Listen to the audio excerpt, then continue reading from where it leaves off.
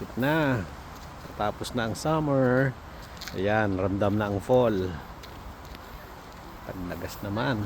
Ayan o, dami na. Paglagas naman. Ayan, natutuyo na yung mga puno. Ayan, dumidilaw na siya.